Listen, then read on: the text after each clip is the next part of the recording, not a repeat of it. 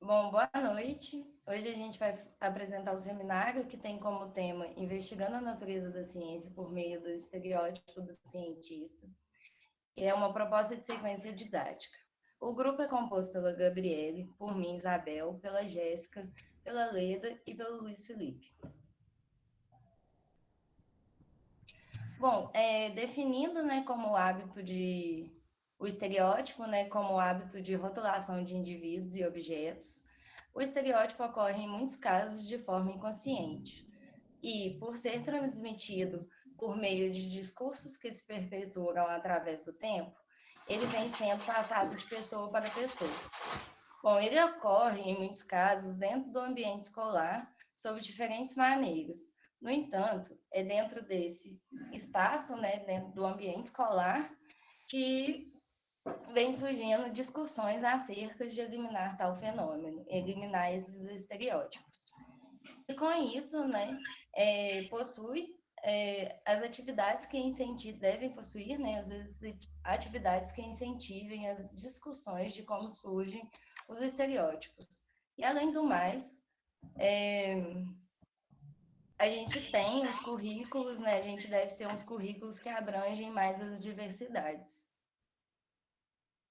Bom, e alguns dos fundamentos dos parâmetros curriculares nacionais, que são as PCNs, são instigar a capacidade do questionamento da realidade, o desenvolvimento do pensamento lógico e da postura crítica por parte do aluno. Bom, e para isso, o conhecimento científico é fundamental tanto para crianças quanto para adolescentes, pois os aproximam da ciência e da realidade vivenciada por eles. Os estereótipos, já são associados aos cientistas e, ao fazer ciência, não permite essa aproximação, pois, em muitos casos, alunos sentem dificuldade em se conectarem ao mundo científico por meio desses estereótipos, que com o cientista, esse estereótipo cientista, dificulta essa conectividade dos alunos. Bom, a visão do cientista hoje propagada deve-se muito à influência das mídias na sua construção. A imagem popularmente definida do cientista remete, em muitos casos, a uma pessoa que normalmente é do sexo masculino, usa jaleco, os óculos de proteção, normalmente também tem o cabelo desarrumado para cima, possui uma inteligência extrema e são pouco ou não possuem nenhum convívio social. Bom, esta ideia, estereotipada do cientista, em muitos casos, nos é passada ainda na infância, sob a forma de vários desenhos, onde o ator principal possui o estereótipo mencionado anteriormente. Isso leva a uma visão de que a ciência não é para todos, e sim somente para uma pequena parcela de gênios, pois tem que ter inteligência suprema, que ela não é realizada de forma comunitária, mas sim de forma reclusa e que ela não deve ser compartilhada com os demais. Bom, e com isso, a escola deve ter uma discussão e a quebra de certos padrões sociais que incentivam o preconceito e a criação de estereótipos. Bom, e com isso, a gente deve, então, incentivar a investigação da natureza da ciência e a debates que problematizam a necessidade da divulgação científica e da contextualização com a realidade.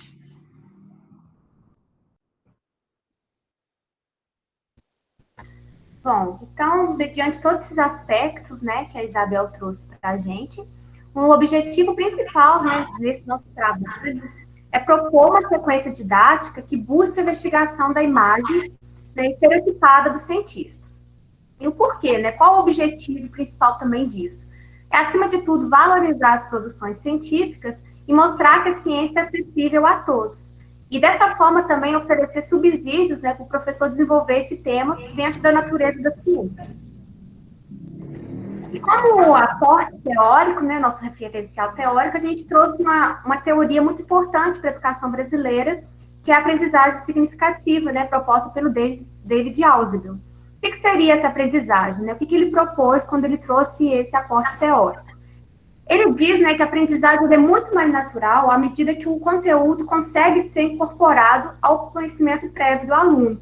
Então, quando o aluno consegue criar aquela relação com o conteúdo que ele está aprendendo.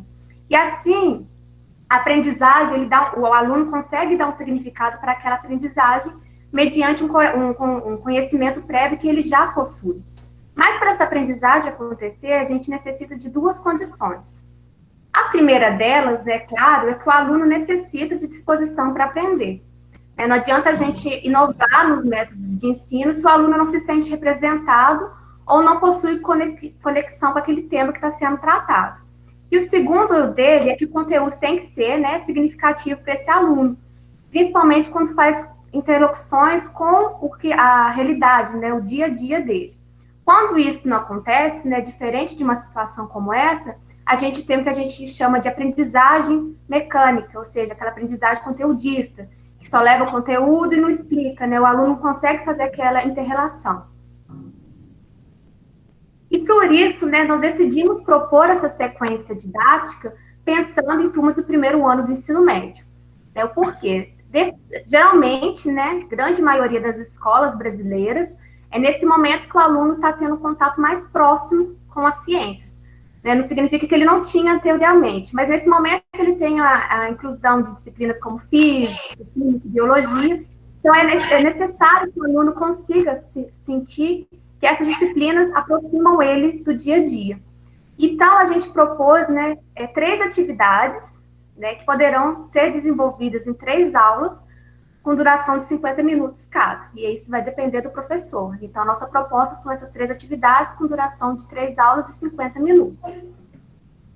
E agora a gente vai mostrar para vocês um pouquinho dessa metodologia que a gente está propondo.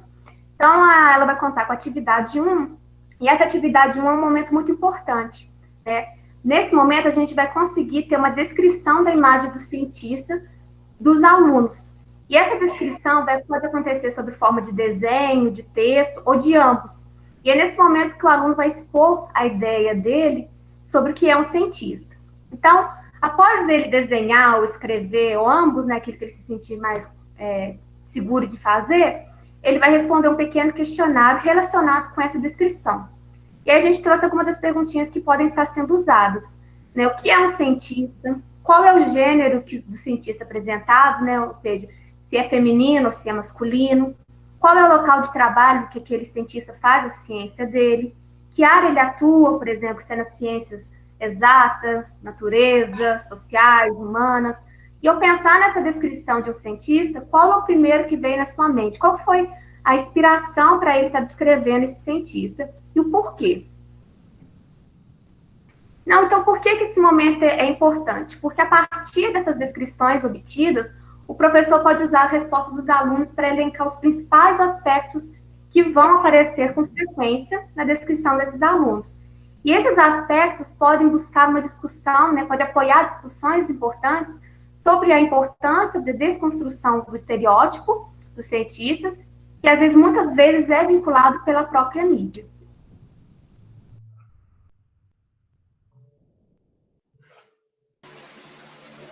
Então, como nós já havíamos falando, essa construção do estereótipo do cientista vem desde a adoção de desenhos, de figuras, de documentários e de vários conteúdos de vários gêneros textuais. Então, uma das nossas propostas, né, para trazer, para exemplificar isso, é de um desenho muito conhecido, que é o Dexter, que as crianças e os adolescentes, eles têm contato com ele, então eles já viram de alguma forma. E por que nós pensamos nessa proposta? O estereótipo do Dexter é aquele bem padrão que a gente já vem falando e já vem construindo. Ele é uma criança super inteligente. Ele, por exemplo, ele não tem muita paciência com a irmã dele, que que ele considera ele como com certa ignorância na questão da ciência, nossa irmã mais nova. Ele possui uma linguagem muito robusta, muito técnica. Ele tem um laboratório dele que ele fica fazendo os seus experimentos, cheio de equipamentos e de acessórios que a gente vê. Pela imagem mesmo do Dexter, vê ele todo sério, de jaleco. Nesse episódio, que é uma proposta nossa que nós trouxemos para o professor trabalhar ele da maneira que ele achar melhor, o Dexter, ele entra em contato com a sua versão mais velha, que é igual nós estamos vendo aí, e ele tem até repulsa por essa versão mais velha dele, porque ele considera ele menos inteligente. Então, para ele, isso não é legal. Também nós podemos ver nitidamente no decorrer do desenho, do episódio, que às vezes a ciência que é trabalhada por ele é a solução para todas as coisas. Só que, ao mesmo tempo, o Dexter ele tem uma característica meio egocêntrica. Por mais que ele goste de fazer ciência e tudo mais, ele trata aquilo mais para si, não uma questão de eu fazer ciência para eu poder divulgar, para eu poder explicar, para eu poder fazer com que as pessoas estejam interagidas daquele assunto. Não, é algo mais pessoal.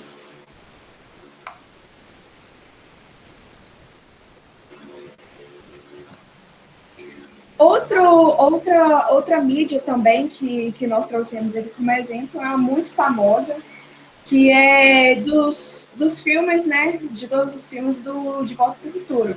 Então, esse filme, o Doutor, os diretores, eles comprovaram que uma das inspirações dele para montar a imagem do cientista foi Albert Einstein. Então, já nós vemos até mesmo na direção dos roteiros, das filmagens, que já vem esse estereótipo do cientista.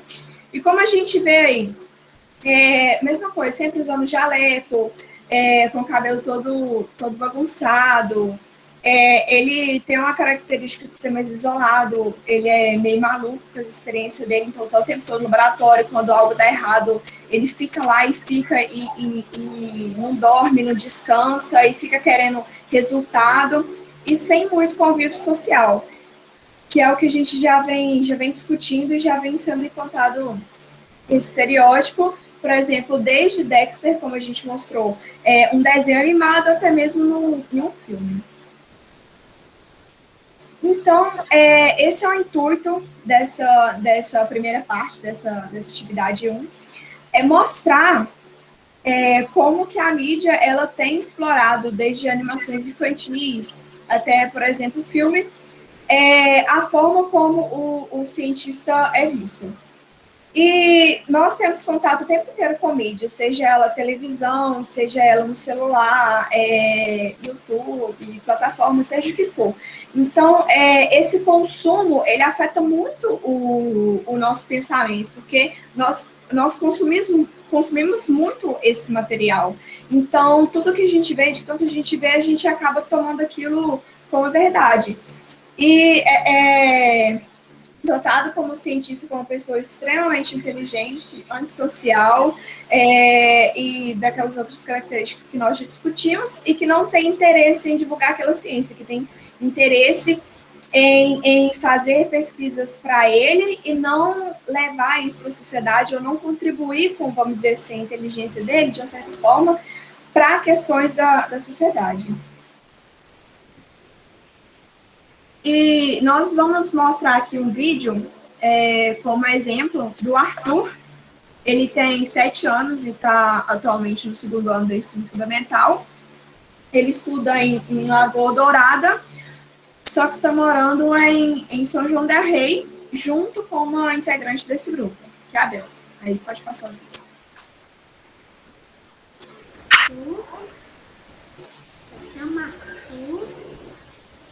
Tenho 7 aninhos e gosto muito de ciência. E como que você imagina um cientista? Como que é o cientista? Para ser um cientista, como que é a...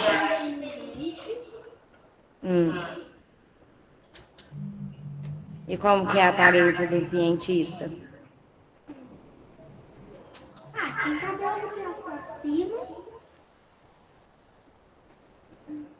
usa... O que que usa?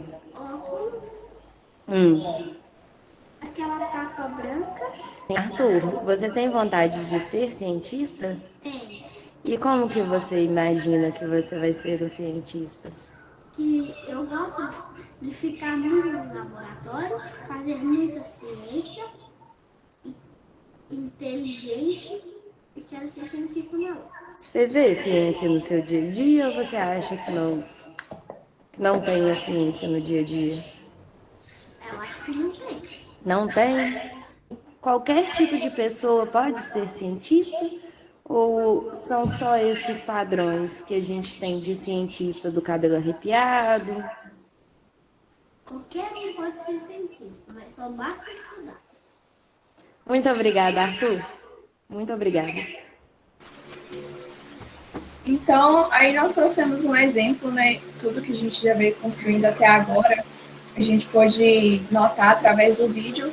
Só que, por exemplo, no exemplo do Arthur, esse estereótipo já vem sendo desconstruído de alguma forma pelo fato dele morar com a Isabel, que ela cursa química. Ele já vem desconstruindo algumas imagens, porque, por exemplo, antes ele considerava geralmente que todo cientista era maluco e do gênero masculino. Então, tendo contato com alguém que faz ciência, com alguém que conversa com ele de alguma forma, ele já vem mudando esse pensamento e já vem vendo ela de uma outra forma.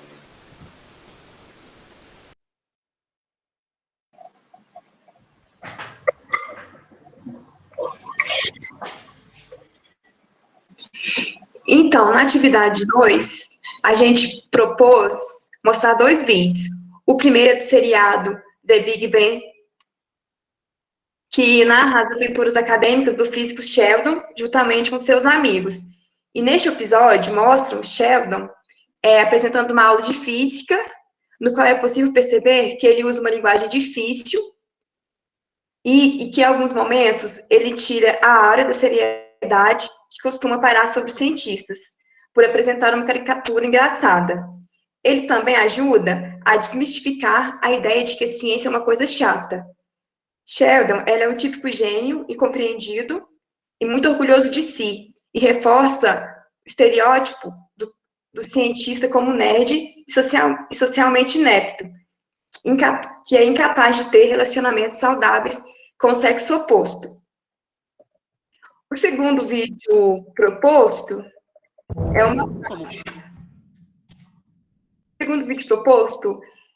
mostra um trecho, né, do filme do menino que descobriu o vento. Ele é baseado em fatos reais e narra a história de William, um menino negro de 13 anos que vivia em uma situação de extrema pobreza no Malawi, na África. Ele construiu um moinho de vento utilizando utensílios do dia a dia catados no lixo. E ele construiu uma energia renovável, abundante de sua região, que é a energia eólica. Para a construção desse moinho de vento, ele utilizou um livro de ciências da biblioteca de sua escola e descobriu como que funcionavam os motores e a eletricidade. Sendo o principal objetivo de William era trazer água para a comunidade em que vivia, com o intuito de irrigar as plantações que foram destruídas pela forte seca, salvando dessa forma todas da fome. Para isto, o William contou com a ajuda de toda a sua comunidade, e em muitos momentos foi possível perceber que ele transmitiu seus conhecimentos adquiridos para seu povo de uma forma fácil e acessível. Após a exibição desses 2 vídeos, será questionado as seguintes perguntas aos alunos. Por exemplo, a primeira pergunta é a seguinte: qual dos 2 vídeos que apresenta melhor os cientistas? Se é o Sheldon com o jaleco, usando o jaleco, falando difícil, ou se é o William mexendo com as coisas do dia a dia? A próxima é se podemos chamar os 2 de cientistas. E se os 2 fazem ciência e por quê? E, por fim, será questionado em qual dos 2 vídeos o aluno se sente mais representado e o porquê. Então, com a apresentação desses dois vídeos, ele visa, né, o incentivo da ampliação da visão dos estudos a respeito da natureza da ciência, buscando dessa forma reconhecer a diversidade dos indivíduos e dos meios de produção científica. Outro ponto importante dessa discussão, né, é que ao apresentar o menino negro e pobre, quebra-se aquela ideia infundida na sociedade, né, de que a ciência é desenvolvida somente pela elite e de uma sociedade em que as grandes produções científicas concentram-se somente na Europa. E, por fim, ela levanta a questão que tal estereótipo é antiquado e não atende às demandas sociais e reforça também a ideia de mostrar que a ciência é para todos. Bom, gente, enfim a gente chega à atividade 3, que tem como principal objetivo retornar com os alunos a questão inicial da visão dos alunos do cientista moderno e perceber se houve ou não modificações a partir do desenvolvimento da atividade 2. Para isso, o professor pode pedir que cada aluno faça o comparativo da imagem que ele possuía no momento da aula da atividade 1 e o que ele possui agora após a aula da atividade 2. Assim, coletando os resultados, o professor irá perceber ou não se houve mudanças nessa visão e, caso não ocorra, buscar entender os motivos. Bom, um estudo muito interessante foi um estudo liderado pela pesquisadora Inês Pineda Torra, cientista da UCL, University College London, realizado no ano de 2000, que visava convidar crianças para o laboratório com a finalidade de desmistificar o estereótipo de cientista. Ela pegava alguns alunos e pedia para, primeiro, eles desenharem uma visão sobre como eles imaginavam ser um cientista, e fazer um breve relato também. Bom, após as crianças realizarem visitas aos laboratórios e falarem com os cientistas, foi solicitado que as crianças desenhassem novamente como elas enxergam os cientistas. Aqui nós vemos alguns exemplos que chegam a ter até uma mudança brusca na visão desses meninos antes e depois do experimento. Bom, um ponto interessante é que nenhum desses desenhos depois do experimento, os cientistas foram relatados usando jaleco. Bom, ao permitir às crianças um contato com os cientistas, houve uma desconstrução dos estereótipos e a possibilidade de observar suas percepções de gênero, raça e idade. Aqui nós temos um relato de um aluno antes do experimento. Abre aspas. Quando penso em um cientista, penso em pessoas inteligentes e muito estranhas. Penso em muitas garrafas com produtos químicos. Eu penso em explosões com produtos químicos. Eu penso em pequenos discos com informações de dados neles. Penso em pequenos aparelhos que são usados para coisas que eu ainda não sei o que são. E logo depois do experimento, foi feito um relato pelo mesmo aluno. Um cientista é uma pessoa normal, eles têm uma vida, os cientistas são como você. Os cientistas usam roupas normais e não jalecos. Os cientistas têm hobbies como beisebol, vôlei e basquete. O trabalho de cientista parece muito divertido. Bom, outro meio de fazer com que esse estereótipo de cientista seja desmistificado é por meio de rede social, onde a hashtag Minha Ciência em um tweet foi criado por Dalton Ludwig em 2017, pesquisador em entomologia, que visava desafiar os cientistas a contar, utilizando os 140 caracteres do Twitter, o que eles desenvolviam em suas pesquisas. O exemplo é o caso da Ana, que pesquisa alterações antrópicas ocorridas no percurso dos córregos de BH, que desaguam no Rio São Francisco. A importância desses movimentos em redes sociais faz com que pessoas que não fazem parte dessa bolha que muitas vezes a ciência está inserida no mesmo meio acadêmico, tenham uma visão de como a ciência é feita e por quem ela é feita, como é o caso desse relato. Passei 5 minutos na tag Minha Ciência em um tweet e já quero sentar com metade do Twitter para eles me ensinarem mais sobre suas pesquisas. Bom, outro movimento no Twitter com a mesma finalidade de desmistificar esse estereótipo é a hashtag Eu Pareço Cientistas. criado no ano de 2020, na qual cientistas compartilham suas atividades dentro e fora do ambiente de trabalho, rompendo o estereótipo de cientistas. Bom, um exemplo maravilhoso é o caso da Érica, que é graduanda de astronomia, e nas horas vagas é acróbata aérea e drag queen. Na extensão, produz materiais de astronomia para pessoas cegas, e na época relatou que na IC estudava relações idade e atividade cromosférica em estrelas tipo solar. Outro exemplo muito diferente da Érica, mas muito interessante também, é o caso da Nailá, que é cientista política, especialista em gestão pública e mestre de direitos humanos. Pesquisa a relação entre política, direito e relações raciais, especificamente a ineficácia das políticas públicas para a maioria da população, que é negra. Bom, todos esses projetos aqui da atividade 3 desconstruíram uma relação de idade, gênero e raça, que muitas vezes esses estereótipos estão inseridos. Bom, aqui algumas considerações finais que o grupo está apresentando, e a primeira é que a presença do estereótipo de cientista ainda é recorrente e a escola é vista como um espaço para a desconstrução dele e promover reflexões acerca da diversidade, e sempre lembrando que esse processo deve ser contínuo.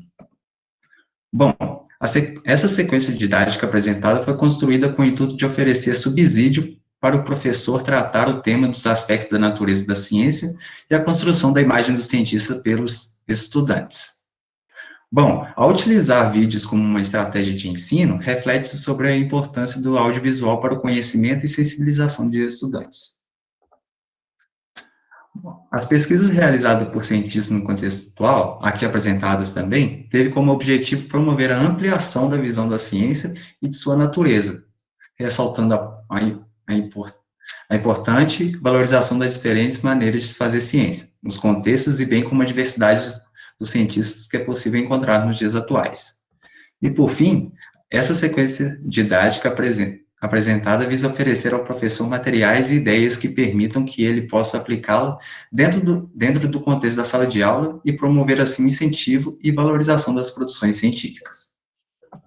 Bom, o grupo não podia deixar de agradecer ao professor Paulo César Pinheiro pelo incentivo e apoio na realização deste trabalho, e, claro, ao pequeno Arthur, que contribuiu de forma excelente com sua visão de cientista mirim, e sua mãe também por permitir que ele participasse desse projeto.